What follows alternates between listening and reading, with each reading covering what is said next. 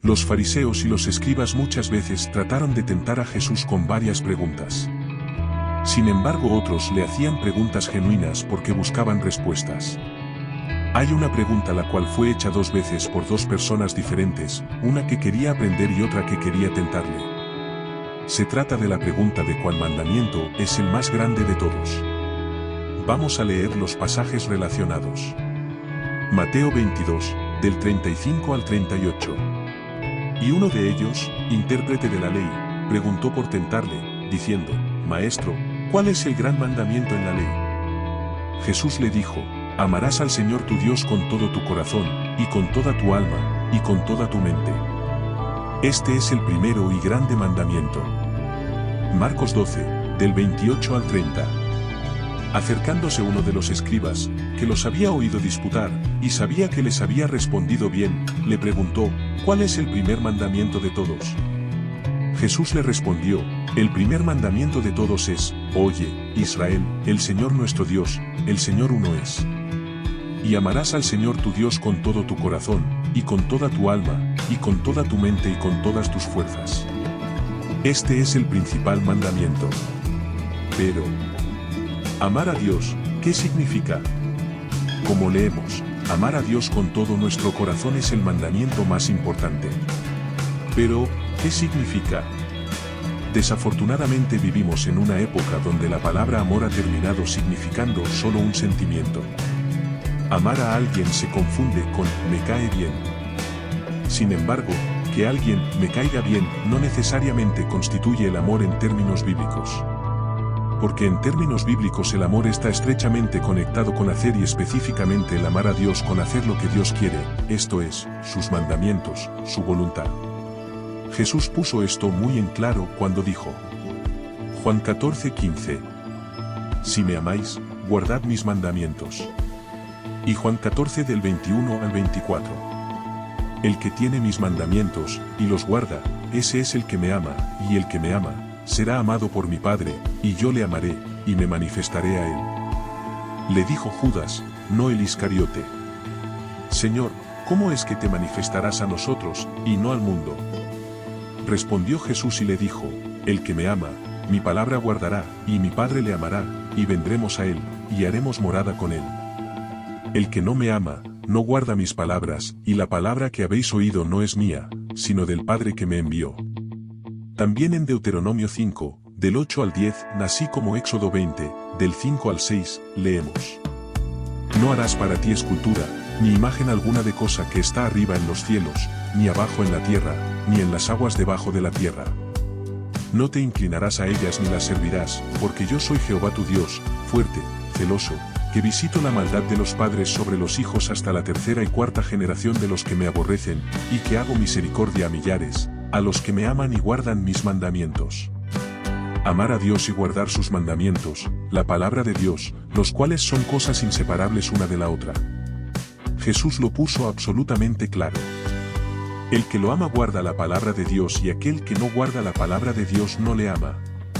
Entonces amar a Dios, el principal mandamiento, no significa que siento bonito sentado en la banca de la iglesia el domingo en la mañana.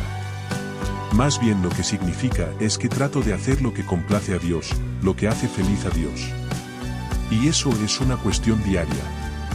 Primera de Juan contiene más pasajes que establecen claramente lo que significa amar a Dios. Primera de Juan 4, del 19 al 21. Nosotros le amamos a Él, porque Él nos amó primero. Si alguno dice, yo amo a Dios, y aborrece a su hermano, es mentiroso. Pues el que no ama a su hermano a quien ha visto, ¿cómo puede amar a Dios a quien no ha visto? Y nosotros tenemos este mandamiento de Él: el que ama a Dios, ame también a su hermano. Primera de Juan 5, del 2 al 3. En esto conocemos que amamos a los hijos de Dios, cuando amamos a Dios, y guardamos sus mandamientos. Pues este es el amor a Dios, que guardemos sus mandamientos, y sus mandamientos no son gravosos. Primera de Juan 3, del 22 al 23. Y cualquiera cosa que pidiéremos la recibiremos de Él, porque guardamos sus mandamientos, y hacemos las cosas que son agradables delante de Él. Y este es su mandamiento, que creamos en el nombre de su Hijo Jesucristo, y nos amemos unos a otros como nos lo ha mandado. y el que guarda sus mandamientos, permanece en Dios, y Dios en él. Y en esto sabemos que Él permanece en nosotros, por el Espíritu que nos ha dado. Hay varias falacias corriendo por el cristianismo de hoy. Una muy seria es la falsa idea de que a Dios no le importa si hacemos o no sus mandamientos, su voluntad. De acuerdo a esta falacia, todo lo que a Dios le importa es ese único momento cuando comenzamos en la fe. Fe y amar a Dios han sido separados de cuestiones prácticas y son consideradas ciertas nociones de tipo teórico, estados mentales, los cuales existen separadamente de lo que uno vive. Pero la fe significa ser fiel. Y el fiel cuida de complacer a aquel al cual le es fiel, esto es, se ocupa de hacer su voluntad, sus mandamientos. Algo más que se vuelve evidente con lo anterior es que el amor y el favor de Dios no son verdaderamente condicionales, así como algunos nos han hecho creer. Esto también lo vemos en los pasajes anteriores. Entonces en Juan 14:23 leemos: Jesús respondió, y le dijo, si alguno me ama, guardará mi palabra, y mi Padre lo amará, y vendremos a él, y haremos con él morada.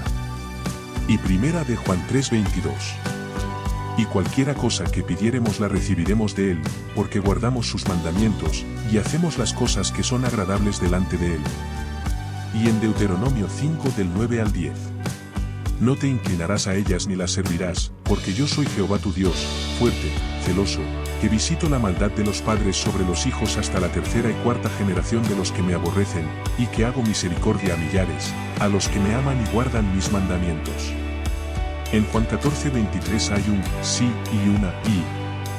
Si alguien ama a Jesús, guardará su palabra y como resultado, el Padre lo amará y él junto con su Hijo vendrán y morarán en él. También en primera de Juan, recibimos cualquier cosa que le pidamos, porque guardamos sus mandamientos y hacemos lo que le complace. También en Deuteronomio, el misericordioso amor de Dios se demuestra a aquellos que le aman y guardan sus mandamientos. Hay un claro ligamento entre el amor y el favor de Dios con el hacer su voluntad. Por decirlo de otro modo, no pensemos que desobedecer a Dios, descuidando su palabra y sus mandamientos, no importan de verdad, porque como quiera Dios nos ama. No pensemos de ese modo, cuando decimos que amamos a Dios en verdad lo amamos. Yo creo que si amamos a Dios o no se demuestra mediante la respuesta a la siguiente pregunta simple: ¿hacemos lo que complace a Dios, su palabra, sus mandamientos? Si la respuesta es sí, entonces amamos a Dios. Si la respuesta es no, entonces no lo amamos. Así de simple. Juan 14 del 23 al 24. Si alguno me ama, guardará mi palabra. El que no me ama, no guarda mis palabras. Ahora, lo que pasa es que no siento hacer la voluntad de Dios, el caso de los dos hermanos. Otra área de confusión, cuando se trata de hacer la voluntad de Dios, es la idea de que deberíamos hacer la voluntad de Dios solo si sentimos hacerla. Pero si no lo sentimos entonces estamos disculpados porque, supuestamente, Dios no querría que hiciéramos algo que no sentimos hacer. Pero dime algo, ¿vas a trabajar porque lo sientes? ¿Te levantas en la mañana pensando en cómo te sientes para ir a trabajar y dependiendo de si lo sientes o no te paras de la cama o te volteas y te tapas con la colcha? ¿Así es como lo haces? No lo creo. Haces tu trabajo independientemente de cómo te sientas al respecto. Pero cuando se trata de hacer la voluntad de Dios le hemos dado mucho lugar a los sentimientos. Por supuesto que Dios quiere que hagamos su voluntad y que sintamos hacerla, pero aun si no lo sentimos, es mucho mejor hacerla como quiera. Un ejemplo de lo que el Señor nos dijo: y si tu ojo te es ocasión de caer, sácalo y échalo de ti, Mateo 18:9. No dijo, y si tu ojo te es ocasión de caer y sientes sacarlo entonces hazlo. Pero si no sientes sacarlo entonces estás disculpado, puesto que no sientes hacerlo, lo puedes dejar ahí produciendo que sigas pecando. El ojo podrido debe de ser sacado, aunque lo sintamos o no, hazlo como quiera, en vez de desobedecerle a él. Pero veamos otro ejemplo en Mateo. En Mateo 21, los sumos sacerdotes cuestionaron a Jesús una vez más. Para responder una de esas preguntas Jesús dio la siguiente parábola. Mateo 21 del 28 al 31. Pero, ¿qué os parece? Un hombre tenía 2 hijos, y acercándose al primero, le dijo: Hijo, ve hoy a trabajar en mi viña. Respondiendo él, dijo, no quiero, pero después, arrepentido, fue. Y acercándose al otro, le dijo de la misma manera, y respondiendo él, dijo, sí, Señor, voy. Y no fue, ¿cuál de los dos hizo la voluntad de su padre? Dijeron ellos, el primero. Jesús les dijo, de cierto os digo, que los publicanos y las rameras van delante de vosotros al reino de Dios. Su respuesta era correcta. El primero hijo no sentía hacer la voluntad de su padre. Claramente se lo dijo, no quiero ir hoy a la viñedo. Pero luego lo pensó y cambió de opinión. No se sabe lo que causó ese cambio. Yo creo que le importaba a su padre. Escuchó a su padre pedirle que hiciera su voluntad, pero no sentía hacerla. Quería dormir un rato más, tomar su café despacio o tal vez salir con sus amigos. Entonces su primer reacción, tal vez desde la cama, fue no voy a ir. Pero luego pensó en su padre y porque lo ama, cambió de opinión, se paró de la cama y fue e hizo lo que su padre quería que hiciera. El segundo hijo, por otra parte, le dijo a su padre, tal vez también ya levantado de la cama, papá, voy a ir. Pero luego no fue, tal vez se volvió a dormir, luego llamó a un amigo y se desapareció haciendo lo que él quería. Tal vez por un momento, sintió hacer la voluntad de su padre, pero los sentimientos van y vienen. Entonces ese sentimiento de hacer la voluntad de Dios fue reemplazado por otro sentimiento de algo diferente y ya no fue. ¿Cuál de estos dos hijos hizo la voluntad de su padre? ¿El que no lo sentía al principio pero que la hizo como quiera o el que al principio sentía hacerla pero en realidad no la hizo? La respuesta es obvia. Ahora, ya vimos que amar al Padre significa hacer su voluntad. Por lo tanto, podríamos preguntar lo siguiente, ¿cuál de los dos amaba a su Padre, o con cuál de los dos estaba el Padre complacido? ¿Con el que al principio le dijo que iba a hacer su voluntad y luego no la hizo o con el que en realidad hizo su voluntad? La respuesta es obviamente la misma, con el que hizo su voluntad. Entonces concluyendo, haz la voluntad de Dios, independientemente de los sentimientos. Incluso si la primera respuesta es no siento hacerla, cambia de opinión y hazla. Por supuesto que es mucho mejor sentir hacer la voluntad de Dios y hacerla, pero entre no hacer la voluntad de Padre y hacerla sin querer necesariamente hacerla, la opinión a escoger aquí es, como quiera voy a hacer la voluntad de mi Padre, porque lo amo y quiero complacerlo. Recordemos la noche en Getsemaní. Ahora, lo anterior no significa que no podemos o no deberíamos hablarle al Padre y pedirle otras opciones posibles. Nuestra relación con el Padre es una relación real. El Señor quiere los canales de comunicación con sus hijos siervos siempre abiertos. Lo que sucedió en Getsemaní la noche que Jesús fue entregado para ser crucificado fue característico. Jesús estaba en el jardín con sus discípulos y Judas el traidor venía junto con los sirvientes de los sumos sacerdotes y los ancianos, a arrestar a Jesús y crucificarlo. Jesús estaba en agonía. Hubiera querido dejar pasar esa copa de él. Y se lo pidió al Padre. Lucas 22 del 41 al 44. Y él se apartó de ellos a distancia como de un tiro de piedra, y puesto de rodillas oró, diciendo, Padre, si quieres, pasa de mí esta copa, pero no se haga mi voluntad, sino la tuya. Y se le apareció un ángel del cielo para fortalecerle. Y estando en agonía, oraba más intensamente, y era su sudor como grandes gotas de sangre que caían hasta la tierra. No hay nada de malo en preguntar al Padre si hay alguna salida. No hay nada de malo en preguntarle al Padre si hoy puedes quedarte en casa y no ir al viñedo. Lo que está mal es quedarse en casa como quiera y sin preguntarle. Eso es desobediencia. Pero no está mal preguntarle por una excepción o por otra alternativa. De hecho, si no hay otra forma, puede que obtengas una motivación especial para avanzar y hacer su voluntad. Jesús obtuvo tal motivación, y se le apareció un ángel del cielo para fortalecerle. Jesús hubiera querido que pasara de él la copa, pero solo si esa era la voluntad de Dios. Y en ese caso no lo era. Y Jesús la aceptó. Como le dijo a Pedro después de que llegó Judas con la compañía de guardias. Juan 18:11. Jesús entonces dijo a Pedro, mete tu espada en la vaina, la copa que el Padre me ha dado, ¿no la he de beber? Jesús siempre hizo lo que complacía al Padre, incluso si no sentía hacerlo. Y por eso, porque siempre hizo lo que complacía al Padre, el Padre nunca lo dejó solo. Como él dijo. Juan 8:9. Porque el que me envió, conmigo está, no me ha dejado solo el Padre, porque yo hago siempre lo que le agrada. Él es nuestro ejemplo. Como el apóstol Pablo también nos dice en Filipenses. Filipenses 2 del 5 al 11. Haya, pues, en vosotros este sentir que hubo también en Cristo Jesús, el cual, siendo en forma de Dios, no estimó el ser igual a Dios como cosa a que aferrarse, sino que se despojó a sí mismo, tomando forma de siervo, hecho semejante a los hombres, y estando en la condición de hombre, se humilló a sí mismo, haciéndose obediente hasta la muerte, y muerte de cruz.